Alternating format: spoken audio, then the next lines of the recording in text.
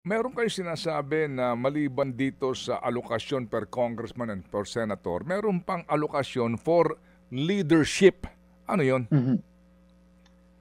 Well, again, tradisyon na yan sa House at saka sa Senate na bukod dun sa minimum allocation ng bawat kongresista or senador, pag ikaw ay nasa position of leadership, of course, a speaker, deputy speaker, and so on, Majority ay may leader.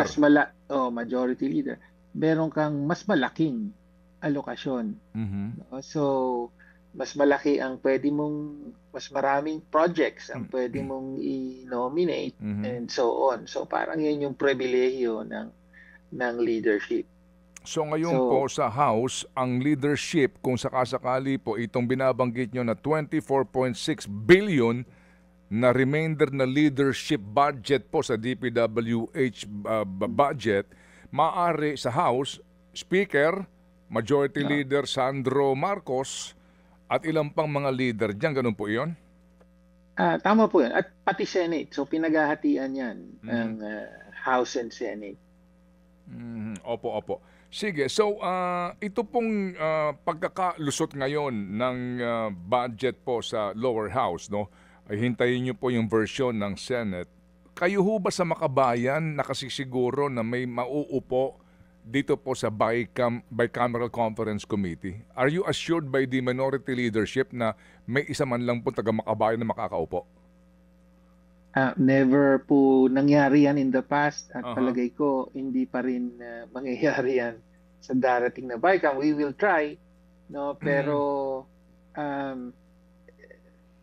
as I said, no, historically hindi tayo pinapaupo sa BICAM, strictly controlled. In the same way na strictly controlled yung naging Budget Amendments Review Subcommittee, no, yung pinalit dun sa small committee sa House at siyang tumanggap at nag-review at nag-recommend for approval ng plenary ng mga amendments sa House version ng budget.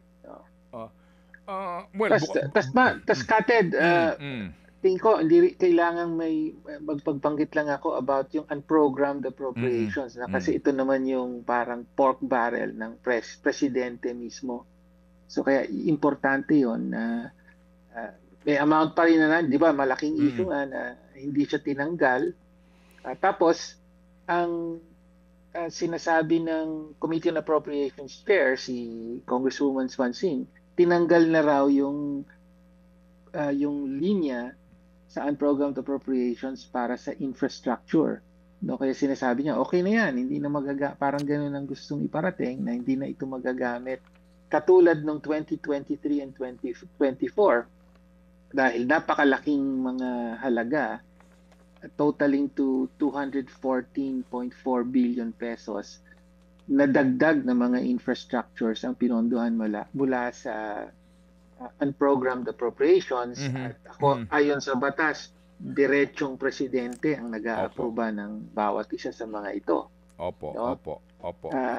Ngayon, sa totoo lang, totoong may binawa silang amount para sa infrastructure, no? Pero kung hihimayin mo talaga yung purposes ng unprogrammed appropriations, kasi instead of line items, ay meron pong purposes, bilang na purposes, mga na pwede paggamitan ng unprogrammed appropriations.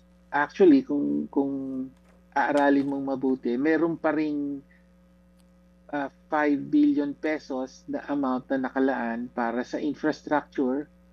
At ang katangian po ng unprogrammed appropriations, may special provision yan na ino-authorize ang DBM na dagdagan pa ang amount na ito kung sa tingin niya kailangan. Opo. So actually, kaya nga sinasabi natin, matindi itong unprogrammed appropriations dahil napakalaki ng discretion na binibigay sa executive, both DBM and the President, para paglaruan yung buong halaga na 243 billion pesos. Mga kapatid, brothers and sisters, saan ka pa? Dito na tayo sa totoo. Dito na tayo sa True FM. Mga kapatid, mag-subscribe and follow po kayo sa social media accounts ng True Network PH. Yan po kami. Hanapin nyo lang True Network PH, Facebook, Instagram, YouTube, TikTok, and podcast. Mapa Apple or Spotify man yan, mahahanap nyo kami. Lahat ng mga napapanood at napapakinggan nyo po sa programa, nasa social media accounts namin yan. So, paano mga kapatid? See you sa social media!